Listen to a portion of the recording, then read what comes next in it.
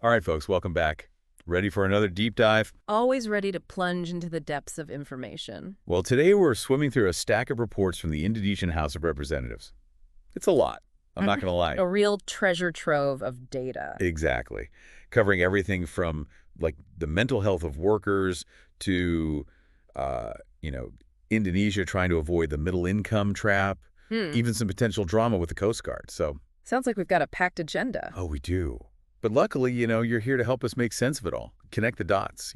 I'll do my best to illuminate the path. Okay, first up, this report, urgency of mental health management for workers.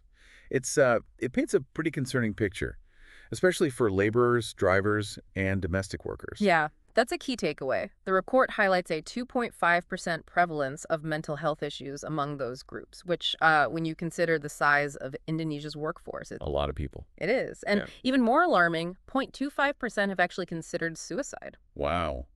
That's really heavy. It is, and the report delves into the factors behind these struggles: demanding work environments, discrimination, low wages, and, the long hours, plus limited access to mental health support. It all adds up. Yeah, definitely a complex issue. It is, and the consequences can be devastating, not just for the individual, but for society as a whole.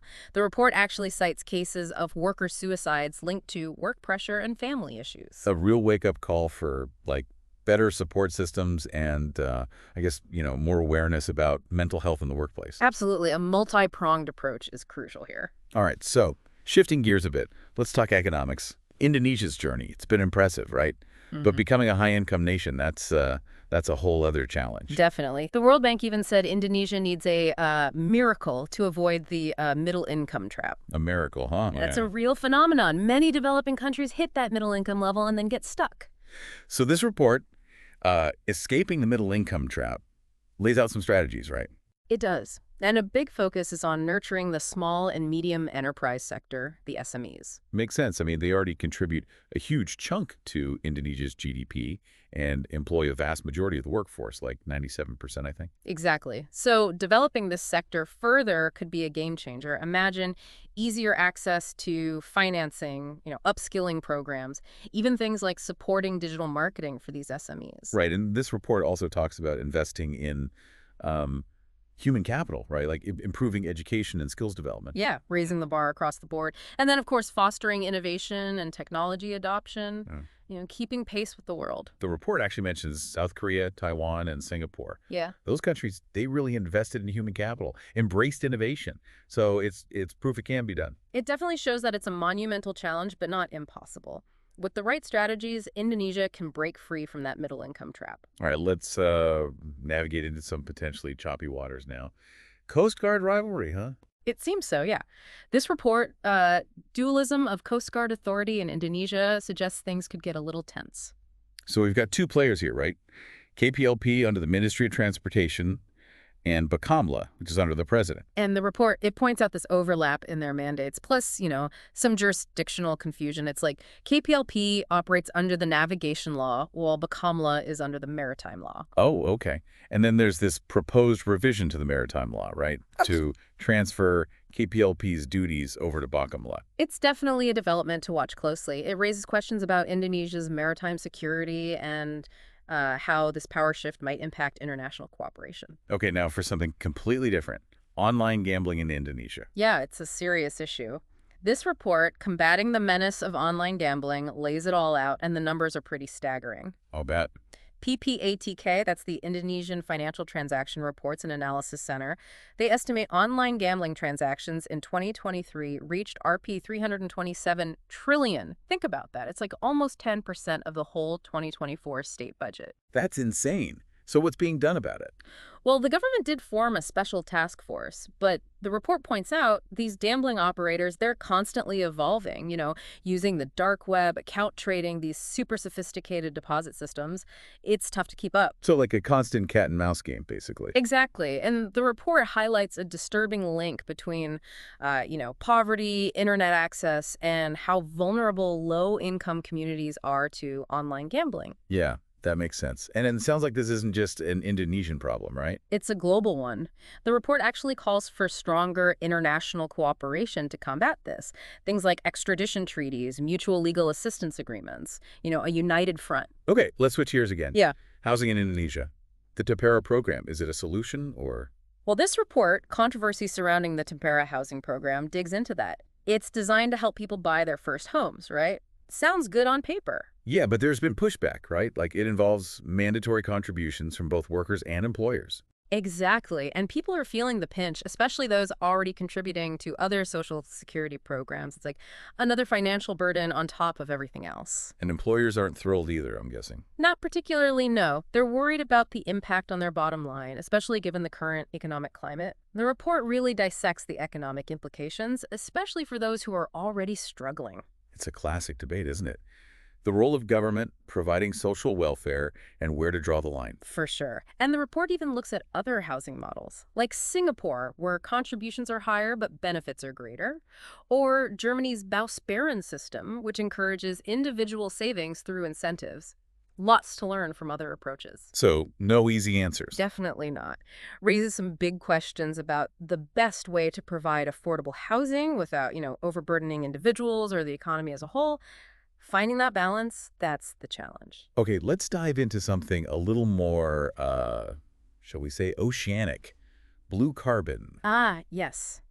Indonesia's hidden treasure. This report, Blue Carbon Integration into Carbon Trading Mechanisms, it basically says Indonesia's coastal ecosystems, they could play a huge role in the fight against climate change. Absolutely. Indonesia has the largest mangrove area globally, plus vast seagrass beds and salt marshes. These ecosystems, they're incredible carbon sinks. Natural climate superheroes, really. So the report suggests integrating these ecosystems into carbon trading mechanisms, right? Countries or companies could offset their emissions by investing in projects to protect and restore these carbon sinks. Exactly. It's a fascinating concept with the potential to generate revenue for Indonesia while also contributing to global climate action. A win-win, really. Sounds great, but are there any challenges? There are. The report stresses the need for accurate data. The carbon storage capacity of these ecosystems needs to be properly assessed. And then there's the whole issue of monitoring, reporting, and verifying carbon sequestration. It's about building trust and ensuring accountability. And of course, protecting these ecosystems is paramount. No point in investing if they're just going to be degraded, right? Exactly. The report emphasizes the need for strong policies and their enforcement. Mangrove deforestation, pollution, unsustainable coastal development. All of that needs to be addressed. It's a reminder that protecting the environment and economic development, they can go hand in hand. Investing in nature can have huge returns for people and the planet. Absolutely. It's about recognizing the interconnectedness of it all. Okay, let's switch gears again. Infrastructure time. This time, it's about bridging the gap between urban and rural communities. The Pengembangan Infrastructure Social Economy Wilayah report, or PISUW. It's about connecting the dots, quite literally. So constructing roads, bridges, irrigation systems, all that essential infrastructure in rural areas. The idea is to improve access to markets, healthcare, education, the whole shebang. Exactly. And the report highlights some impressive achievements. Since it began in 2016, PISUW has been implemented in over 7,400 locations, created over 100,000 jobs, too. That's pretty impressive. But, a project of this scale, I imagine there are challenges. Oh, there are. Coordinating between government agencies, local communities, navigating diverse terrains, it's not a simple feat. Right. So the report emphasizes clear communication, transparency, community engagement, making sure the projects actually align with local needs. Yeah. And then, of course, securing sustainable funding and ensuring proper maintenance. Infrastructure needs to last. Absolutely. Yeah. A long-term impact. All right, let's jump into the world of finance and tech. AI. Artificial intelligence, it's changing everything, isn't it? It is. And this report, Preventing the Negative Impacts of Artificial Intelligence Implementation in the Banking Industry, it delves into both the good and the bad. So AI in banking, it's already being used, right? Like automating tasks, analyzing data, making decisions. Yeah, it's like a digital brain working behind the scenes, constantly learning and adapting. The report acknowledges the benefits, things like enhancing efficiency, improving customer service, even mitigating risks like fraud and money laundering. But like with any powerful technology, there are downsides, right? There are. The report raises concerns about potential bias in AI algorithms, could lead to unfair lending practices. And then there's the risk of deepfakes, those incredibly convincing impersonations, erodes trust. Oh yeah, deepfakes, that's scary stuff. And then, of course, data privacy and security, right? Huge concern with all this AI gathering information. Huge. The report stresses the need for robust regulations, ethical guidelines, transparency, accountability, ongoing monitoring, making sure AI is used responsibly. That's a lot to think about. It is. AI's potential is incredible, but we need to proceed with caution. Make sure it serves humanity, not the other way around. Okay, let's step back in time a bit. The textile industry. It's got such a long history in Indonesia, but this report, National Textile and Textile Product Industry, it paints a rather bleak picture. Yeah, the industry is facing some serious headwinds. Competition from cheaper imports, the rise of fast fashion, the pandemic, of course, that had a huge impact. The report details factory closures, widespread layoffs, a lot of uncertainty. It's like a perfect storm of challenges. So what can be done? Well, the report suggests government support to help the industry modernize, innovate, and regain its competitive edge. Things like limiting imports, providing financial assistance to struggling businesses, and creating a more favorable regulatory environment. So essentially revitalizing a crucial sector, recognizing its importance not just for the economy, but also, its cultural significance. Exactly. It's about preserving a legacy while embracing the future. A difficult balance, but one worth striving for. Okay, let's jump into the digital realm. Indonesia's National Data Center, the PDN, is this massive project, right? It is essentially a centralized hub for storing and processing government data, streamlining operations, improving efficiency, enhancing data security. The report's scope of national data center regulation delves into it all. But it also highlights some concerns, right? Like the legal framework surrounding the PDN, it's still evolving. And then there's data security, of course. Yes. A centralized hub like that, it's a prime target for cyber attacks. Absolutely. The report emphasizes the need for a comprehensive cybersecurity strategy, strong encryption, multi-factor authentication, intrusion detection systems, regular security audits. All of that is essential. Makes sense. You can't just build a digital fortress and assume it's impenetrable, right? Definitely not. And the report also emphasizes the need for international cooperation. Cyber threats, they often transcend national borders. It's a reminder that in the digital age, data security, it's paramount. And protecting sensitive information, it requires a multi-layered approach. Technology, legal frameworks, it all needs to work together. Absolutely. A holistic approach is essential. All right, let's move on to a topic that's quite sensitive, actually, abortion access for victims of rape and sexual violence. This report, Abortion for Rape Victims, it goes into the complexities of it all. Yeah, it's a challenging topic for sure. The report examines how the laws evolved regarding abortion, particularly in those cases. While abortion is largely illegal in Indonesia, recent reforms have introduced exceptions for victims of rape, recognizing the trauma and the potential health risks. So that's a step forward, right? Acknowledging the complexities of these situations. But the report also highlights challenges, doesn't it? It does. Access to safe and legal abortion services is still a major hurdle for many victims. There's stigma, lack of awareness about these legal exceptions, not enough trained healthcare providers. So the report is calling for more clarity in the legal framework, better training for healthcare professionals, and I guess, public awareness campaigns to address these issues. Exactly. It's a call for a more compassionate and understanding approach to a really difficult issue. Now, let's explore something a little different. Indonesia's role in UN peacekeeping missions. A noble endeavor, but this report, beware of the negative impacts of sending Indonesian peacekeeping forces to the Gaza Strip. It sounds a note of caution. Yeah, it does. Indonesia's got this long history of peacekeeping, sending troops to conflict zones around the world. But the report, it focuses specifically on the Gaza Strip. So what's the concern? Well, the report, it acknowledges the complex and deeply entrenched nature of the Israeli-Palestinian conflict. It raises concerns about the risks to Indonesian troops operating in such a volatile environment. That makes sense. It's a powder keg over there. It is. And then there's the potential for Indonesian troops to be perceived as taking sides, which could undermine their neutrality and effectiveness as peacekeepers. Yeah, that's a real risk. So the report suggests, what? Alternative forms of support. Right. Things like humanitarian aid, diplomatic efforts, advocating for peaceful resolution through international channels. So it's a call for prudence, right? Recognizing that while Indonesia is committed to global peace, the safety and well-being of its troops, that has to be paramount. Exactly. It's about weighing the risks and benefits carefully. All right, last one for this segment. Let's talk about Indonesia's digital transformation. This report, Government Sector Digital Transformation, it examines the progress, challenges, and opportunities. Big topic, right? Huge. Digital transformation, it's about harnessing technology to make government more efficient, transparent, responsive to citizens' needs, streamlining processes, online platforms, data analytics, bringing government into the 21st century, really. And the report, it highlights some progress, right? Like building digital infrastructure, launching platforms like Sand2 Data Indonesia and the National Data Center. It does, but it also points out some key challenges. The digital literacy gap, for example, and inadequate infrastructure in remote areas, that's a big one, plus, of course, cybersecurity concerns. Those are always present. Right, so it's a holistic approach. It's not just about the technology, it's about people, infrastructure, and ensuring security. It's a lot to juggle. It is, but the potential benefits, they're enormous. A more connected, accessible, citizen-centric government. That's the goal. A worthy goal, for sure. Well, that's it for our first deep dive into these reports. We'll be back soon to explore even more fascinating insights into the challenges and opportunities facing Indonesia. Stay tuned. Looking forward to it. A worthy goal for any nation.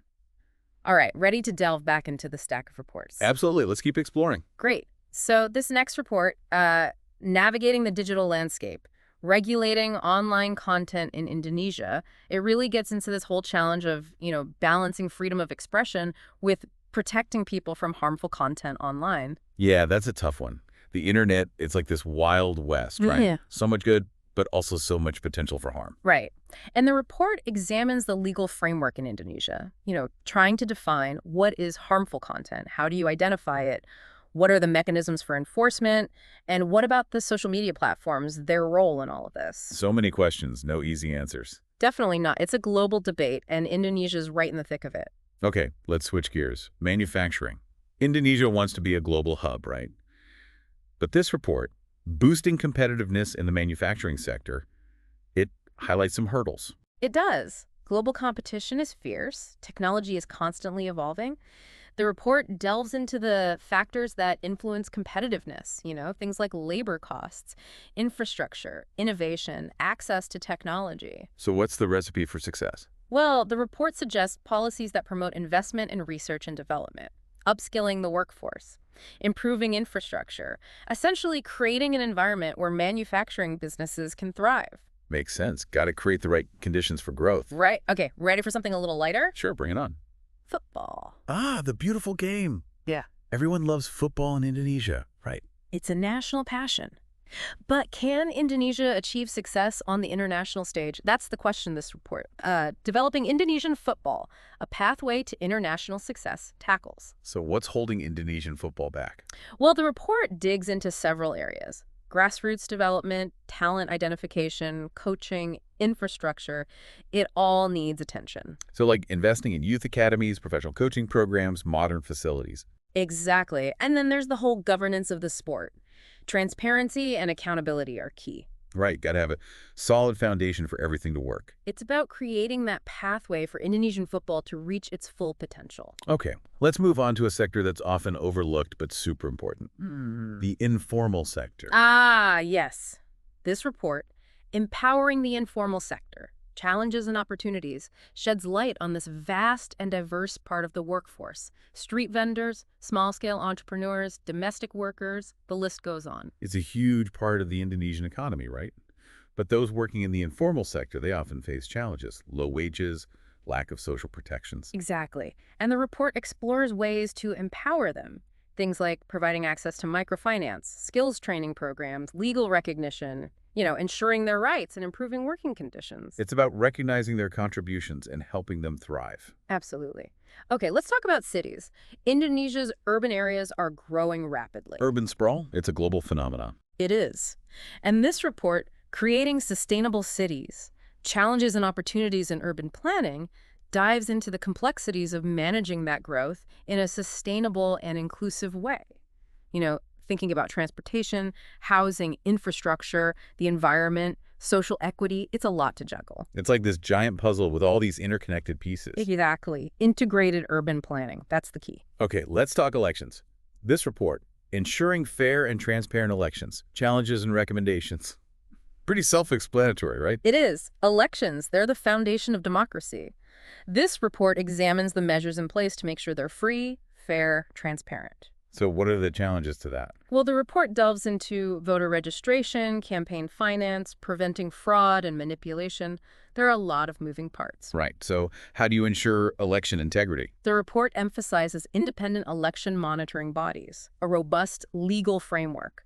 And of course, public awareness campaigns are crucial. Got to make sure people are informed and engaged in the process. Absolutely. It's about making sure every vote counts. Okay, let's talk energy. Indonesia has a lot of energy resources, right? It does, but it's also facing this growing demand for energy while also needing to, transition to a more sustainable energy mix.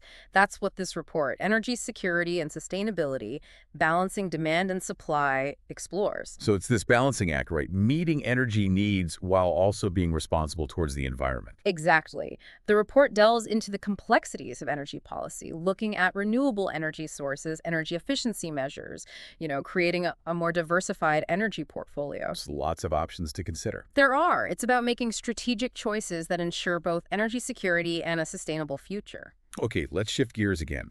Traditional arts and crafts. Indonesia has such a rich heritage, right? It does.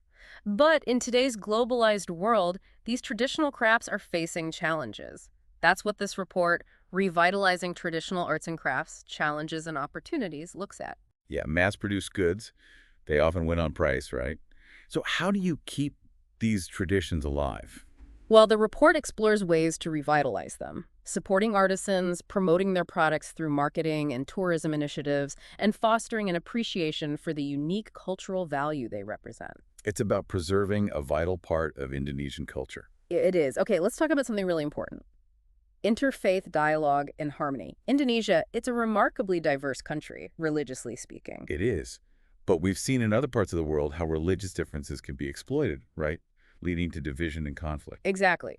So this report, Promoting Interfaith Dialogue and Harmony in Indonesia, examines the role of dialogue, education, community initiatives in building understanding and respect between different religious communities. It's about building bridges instead of walls. Exactly. Fostering a culture of peace and harmony, that's the goal. All right, back to economics. Agriculture is a cornerstone of the Indonesian economy, right? Absolutely. Employs millions, feeds the nation, but it also faces challenges. That's what this report, Modernizing Indonesian Agriculture, Challenges and Opportunities, explores. So what are the biggest hurdles for Indonesian agriculture? Well, the report highlights limited access to technology, aging farmers, and then there's climate change, that's a big one, impacting agriculture worldwide. So how do you modernize the sector? Investments in research and development are key, says the report. Improved irrigation systems, access to credit for farmers, and of course training programs to empower them with new knowledge and techniques. It's about making Indonesian agriculture more productive, sustainable, and resilient. Exactly. Okay, ready for a topic that's fundamental to a just and equitable society? Access to justice for all. That's a big one.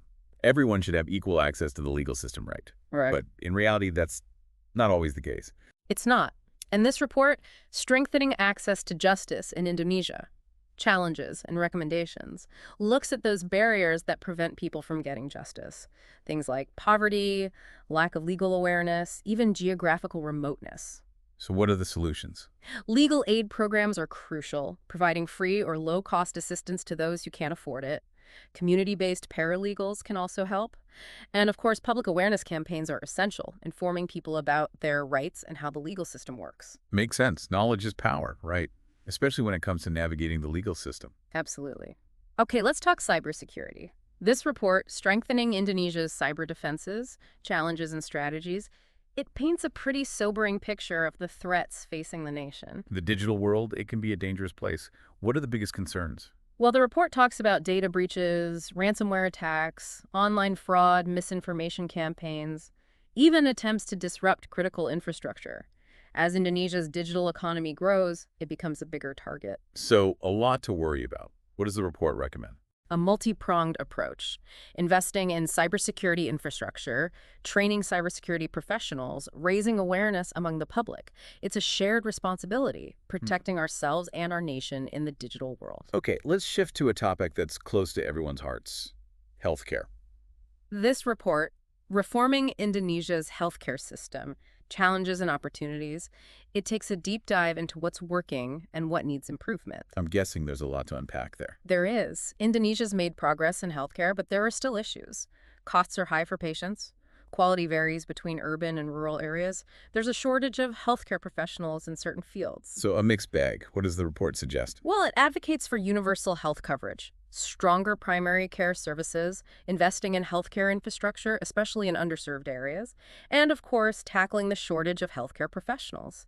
It's about making healthcare accessible, affordable, and equitable for all.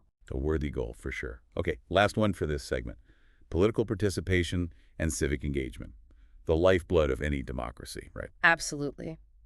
This report, Encouraging Active Citizenship, Challenges and Opportunities, explores what encourages people to get involved in the political process and what hinders them. So voting, joining community organizations, advocating for change, all of that's important. It is, but the report also highlights challenges: political apathy, distrust in government, barriers to participation for marginalized groups. It's complex. So how do you address those challenges? Well, the report suggests civic education programs to empower citizens, making government more transparent and accountable to build trust, and creating platforms for citizen participation in decision-making.